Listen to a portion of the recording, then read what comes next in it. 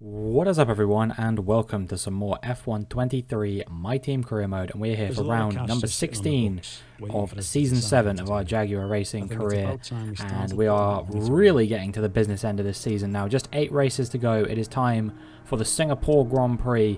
This is a circuit where I have had some of my most varied performances, I guess you could say. Some seasons I've won here, some seasons I've finished outside of the points, so you never really know which version of me you're going to get at Singapore. It's not like a circuit like Japan, for example, where I always show up, or a circuit like Baku where I always am somewhat subpar, but we have a bit of an advantage at the moment. We are 13 points up in the championship at the moment, ahead of George Russell, and there's nobody else really around us. We're very close to take the lead of the Constructors' Championship as well. So, you know, we're fighting a battle on 2 fronts at the moment. We're ahead in one of them, and on the other front we're looking like we will be poised to take the lead of that championship at any moment after Charles Leclerc got himself into P4 in the Drivers' Championship as well, off the back of I believe it was a win in Zandvoort and a P2 in Monza as well. He's had some very strong performances recently, and I'm hoping that he will be able to continue that good run of form that he's been on here in Singapore. Obviously, on my side of things, unfortunately, I failed to score points in Monza due to an ill-timed red flag. If you watched the previous video, you will remember I was running around P10, P11 when I boxed for a set of medium compound tyres. Pretty much as a red flag came out, I was in my pit box when the red flag was called, and yeah, it was just very unfortunate timing. Put us all the way to the back of the field effectively. We had to fight our way back through, could only get back to P11, and things look set to be a continued struggle here, as we didn't make the top 14 in practice. We weren't looking very pacey at all. I'm pretty sure my best time was in the 130s as well on a set of medium compound tyres, which, you know, even factoring in things like track evolution and that, it's not really good enough. But we have been handed a bit of a lifeline here, because it is going to be raining, at least for the start of qualifying here in Singapore. So hopefully we'll be able to deliver a good performance in the wet conditions, and we'll see whether it dries out or not over the course of the session. And you can see, to be fair, it dried out basically immediately. It's already basically good enough for dries, I would say, but I ended up finishing my lap on the intermediates just to get the run in, and we'll see where I am in relation to everybody else. It's a 1:39.7.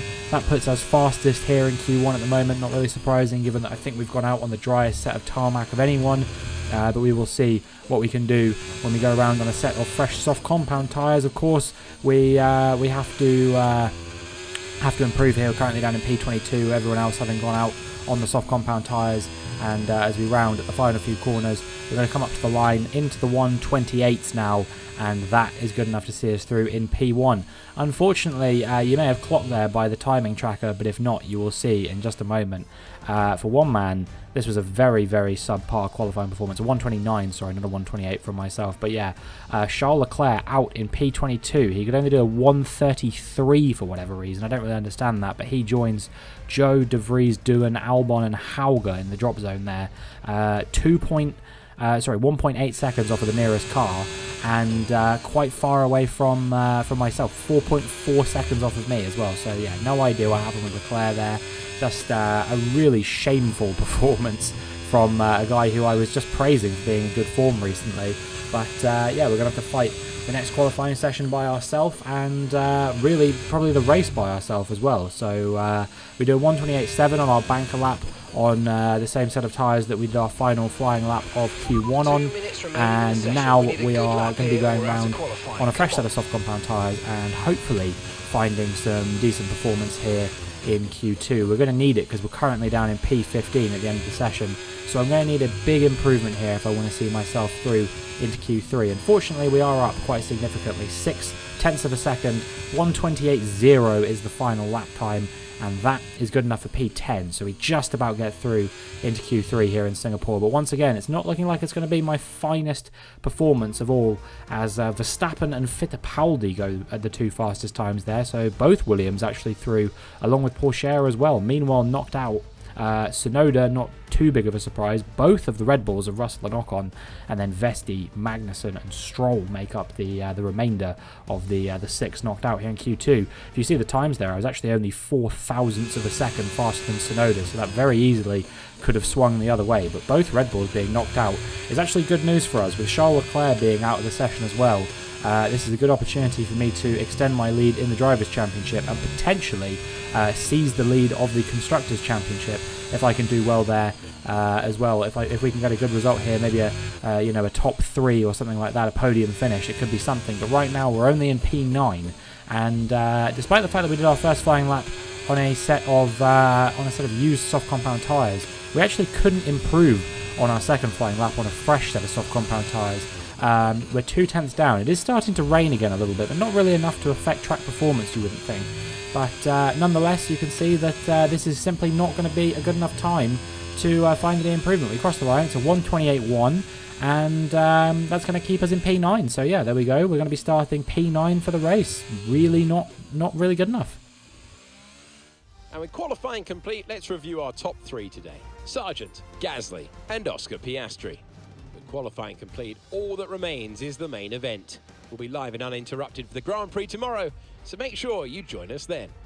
Well, look at that. Logan Sargent bags pole position today. A remarkable performance from the Floridian there, really. You know, wasn't expecting that whatsoever. But, yeah, perhaps an opportunity for himself to get involved back in the championship fight. But on our side of things, we are going to have some work to do if we want to catch Red Bull in the Constructors' Championship as we get into the Singapore Grand Prix. The spectacular backdrop of the Singapore skyline, something of an endurance race ahead with the notorious sauna-like temperatures for the drivers. It makes it a very physical contest out there.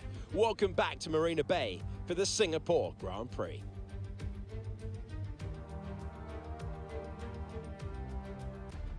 Let's run you through the driver grid order for today's exciting race. Logan Sargent lines up on pole position, with Pierre Gasly alongside.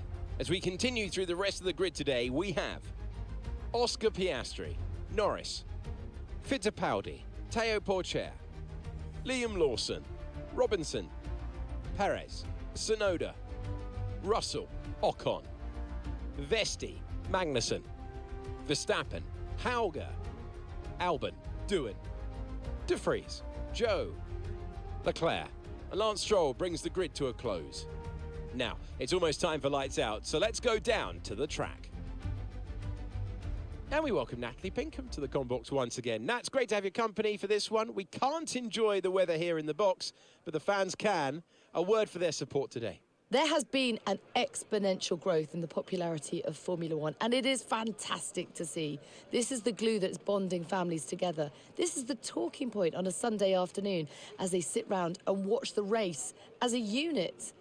I love the fact that people are starting to appreciate the various nuances of the sport, the fact there are so many layers to it. This is the cutting edge of technology, but there's also so much personality and sacrifice, personal sacrifice, that gets drivers and race teams where they are today. Well, that was a very impassioned manifesto from Natalie Pinkham there, but it is time to go racing now. A penalty for Verstappen has promoted us up 1 position, so we will be starting from 8th here in the race. And yeah, I think if we get a good start here today, maybe we'll be able to get ourselves into the top 5. And yeah, hopefully we'll be able to compete from there. I don't think we'll be able to win here today, but I definitely do believe in the potential of getting a reasonably good race result. And yeah, hopefully scoring some good points, catching Red Bull and the Constructors if we can, but certainly making sure that that we outperform them. That's got to be the minimum here today, with both of them starting outside the points, although they are both just on the fringes of the points, so I wouldn't be surprised if one or maybe even both of them does get into the points by the end of the race. But yeah, we will see whether they can, and we will also see what we can do as the lights come on and the lights go out. And it's been a very good getaway here, actually. We're already ahead of Lawson, going through both of Pourchaire and Fittipaldi now, and Logan Sargeant has had an awful start from P1. He's already down into P4, and he's looking like it might be P5 soon as well, as Norris has done the opposite, basically. He's gone from P4 to P1. Norris has, Sargeant has gone from P1 to P4, and it's looking like P5 now as he goes a bit deep through the following corner. We're going to be racing wheel to wheel on the run down this entire straight stretch into the corner. Sargeant is going to be just about ahead, but still you can see he's having just really terrible runs through these corners. It seems like there might be an issue with Sargeant as we dive up the inside and we are up into P4. So it's been a great start from us, up 4 positions as Sargeant has fallen 4 positions off the start of the race. Let's put that into perspective. I was P8 on the grid and Sargeant was P1, and I'm now ahead of him on lap 1, as is Sergio Perez, who started P9 as well. So on those soft compound tyres, he's having a good start to the Singapore Grand Prix. And even though it was Verstappen who Ferrari were probably looking to pin their hopes on this weekend, especially after that strong podium that he had in Monza last time out, it is in fact going to be Sergio Perez who perhaps they should have been putting their eggs in the basket of, by the looks of things, because he seems to be the one that is delivering the performance. So the top 3 at the moment as we come towards the close of lap 1 is Norris, Piastri, his former teammate of course, and then Pierre Gasly, who is continuing to make good on this very respectable showing that Alpine have been having in Formula 1 this season. After a few seasons of general sort of mediocrity and poor performance, Alpine finally seem to be coming good. I don't know if they've had a win this season, but they have had a number of podiums, and they've been looking pretty good. We're still coming under pressure from Sergio Perez, and it's actually holding us up in the battle with the cars in front quite a lot at the moment.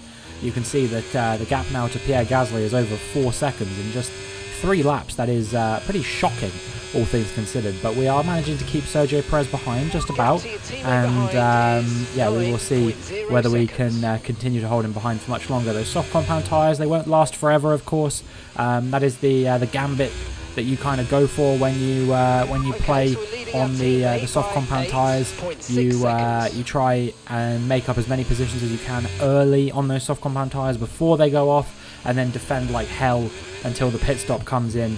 Whereas for us on the mediums, of course, we're okay to not maybe make up all the positions we need straight away, as long as we can make them up later on in the race. You can see at the moment, speaking of tyres, that my mediums are really overheating quite a lot. We're pushing them up into the 113, 114 range at the moment, which is, probably about 3 or 4 degrees Celsius over the sort of maximum upper bound of what you would want on a set of medium compound tyres. So, yeah, really not looking good at the moment, but we are managing to just about keep them in a sort of functional range. We are losing a lot of time to the cars in front at the moment, but not so much that we need to be super worried about the situation we find ourselves in.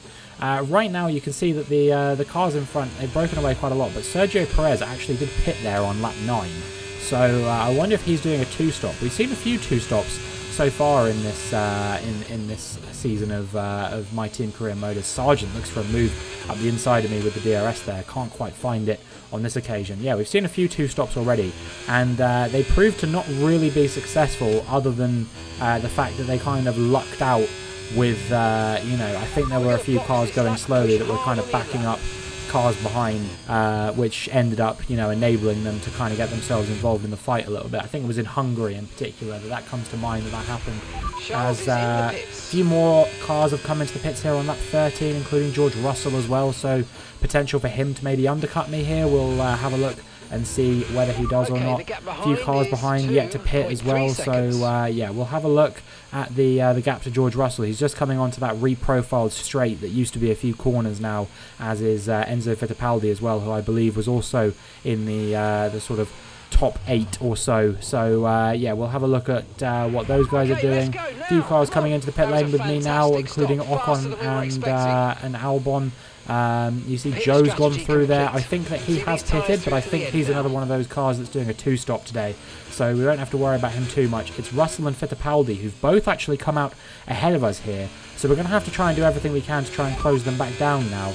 And Fittipaldi was held up by Joe, who at this point I was checking to see what strategy he was running, And yeah, they said that their tyres are quite old at this point. They are doing a 2-stop, that's all I needed to know. He tries to find his way ahead of Enzo Fittipaldi here, and now we're going to try and get ahead of him, who apparently, yeah, according to Mark there, we're gaining on him by 4 seconds per lap. So that suggests that maybe those mediums have seen better days, as, you know, we're pushing on these hards right now. There was a few sort of murmurs that there might be some rain coming along later in the race, of course, which I need to look out for, but I'm not really worried about that too much, because worst case scenario, we'll just box onto a set of inters and we'll go when everyone else does. You know, based on where we've been in this race, I'm just looking to score some good points now. It's a bit frustrating. It seems like Russell has probably jumped us today, but if we can stay ahead of Esteban Ocon, I think that would be an ideal situation here to hopefully minimise the damage that the Red Bulls are going to do to us in this race, as we're still behind Joe. Actually, we need to get ahead of him nice and quickly. We dive up the inside. It's not even a DRS zone, that, actually, so yeah, I was very happy with the overspeed we were showing on him. And on lap 19 now, you can see Sergio Perez has come into the pits for his second stop of the race, and yeah, he will be trying to go to the end on those mediums. I think that this is an incredibly brain-dead strategy, I can't lie, and that may strike some people as harsh, but it's because of the fact that I know there's this rain coming that I can't, in good conscience, think why someone would think that a 2-stop was a good strategy. It only really works if you use the full breadth of the tyres all the way to the end of the race, as we narrowly avoid being overtaken by Frederik Vesti there. You know, we were incredibly close to losing out on the position to the Alpine, but fortunately I think that he's been held up a little bit, and actually it's Esteban Ocon who's overtaking him there, so it's Esti Besti on Vesti Besti action there, and that's the last time I'm ever going to say anything like that, I promise you this much. But yeah, we are now coming under pressure from Vesti once again. He did manage to stay ahead of Ocon for the time being, but once again we squeeze him out and hold on to the position here in P6. I think this is probably going to be as good as it gets now. You can see the gap to Fittipaldi, my former teammate, has grown quite significantly. He's up in P5, 6 seconds ahead of us. And here on lap 23, it's raining, and it says it's going to be around for about 10 minutes. So it might start to stop raining at the end of the race, but the track probably will get wet. And to be honest, I was already sliding around a little bit, losing a little bit of grip. It was getting wetter and wetter all the time. So as I came into the pit lane here, I was frantically trying to select these intermediate tyres, and I'm feeling like we might be able to get a bit of a jump on some of the other cars who are yet to really flinch for whatever reason. They're not really seeing it as a priority to pit just yet. I don't really know why, because it definitely does start to feel wet enough now. You know, you can look at the track around us, and you know, even if the DRS hasn't been disabled yet, it just did not seem like it was going to last another lap before the track was going to be considered wet and the DRS was going to get disabled and all that kind of thing. So I was kind of trying to preempt it a little bit, jump the gun, and maybe as a result of this we'll be able to make up a few positions, or at least get ourselves back in the fight with the cars in front. Who knows, because you know, they're going to go very slowly if it is wet conditions. You can see that the DRS just got disabled there, and look at the way that the gap is closing to Stroll right now. We've already closed him down by 2 seconds in half a lap, another second through that sequence of corners, and you know, the gap was 10 seconds when I came out of the pits, and as we come on the run to the where the pit lane is, you can see that I've closed down Lance Stroll by, what, 7 seconds over the course of that lap, or something ridiculous like that. So there is a chance here that we might be able to get out ahead of Enzo Fittipaldi. It's going to be pretty close with him on the pit exit here, I think. He's just ahead. He is, let's see, what is the gap now? It's about 3 seconds. So we've closed him down quite a little bit here, but I don't know if we've closed him down enough to really get ourselves involved in a fight with him, especially because we've now got 2 cars who have, for whatever reason, have decided not to come into the pits. Perez and Jack Doohan as well. They've both decided to stay out. I don't really get that at all, I have to be honest with you, because the track is super wet now, and well, you can see, look how close I am to Jack Doohan here. We almost made contact with him there. In fact, I think, yeah, we did make contact with him. That's how slowly he was going. You know, even if they were going to double stack, surely that is the preferential pit stop strategy. They've completely hung Perez out to dry there. This is Frederik Vesti retiring from the race. He was on for good points here as well, so that's a bit of a kick in the teeth for him, but one of the people who is probably closest to getting involved in a fight with me, you know, out of the race now. And with only 5 laps left to go, I'd say that we've got a really good chance of bringing it home in the points here. Meanwhile, look at who's in P8, having started P21. Charles Leclerc has made his way up into P8, so I guess a mixture of good strategy and good driving from himself. He has he's managed to work his way up into the points, and well, all the shit talking I was doing earlier, saying that his qualifying performance was shameful, embarrassing, or whatever, his race performance has been anything but. You know, imagine what he could have done if he'd actually had a good qualifying performance. I dare say that a win might have been on the cards for the Monegasque driver today, but yeah, as things stand, it's looking like P8 is going to be as good as it gets. He's got an Alpha Tauri just behind him, actually, so I don't know which of them that is, but that is a remarkable performance from the Alpha Tauri driver if he's managed to get himself into the points in this chaotic race as well. It looks like there is one of the Aston Martins in the points here as well, so yeah, just a really weird sort of switch up of drivers who've managed to find themselves in the points. I guess it all comes down to what strategy people were running and when, but as we make our way onto the final lap now, you can see really the only person who's going to be looking like a challenge on me now is Esteban Ocon, but with no DRS, it's really hard to overtake. The track is pretty dry again now, and the tyres are starting to overheat a little bit. Our gearbox is well and truly buggered, as Lando Norris does come through to win the race. But yeah, all things considered, we controlled things nicely. Yes, we were unfortunate to get undercut in the pit stop phase. I'm usually the one doing the undercut. On this occasion, didn't work out for me. DRS has been enabled, but it might just be too little too late unless Esteban Ocon punts me at this corner like I did to him. I can't remember if that was on this year's game or not. It was so long ago now. It honestly just all feels like a blur. But there was a situation where I did do that once upon a time.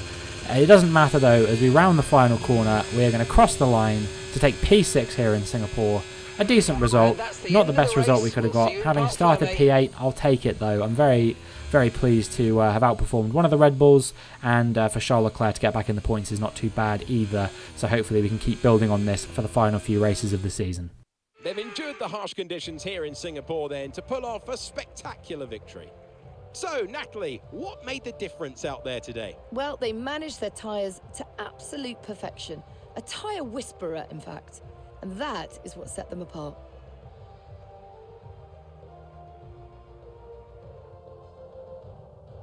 So after a magnificent race, we can now see the drivers making their way to the podium. Once again, it's the Silver Arrows who take top spot. A well-earned victory for Mercedes.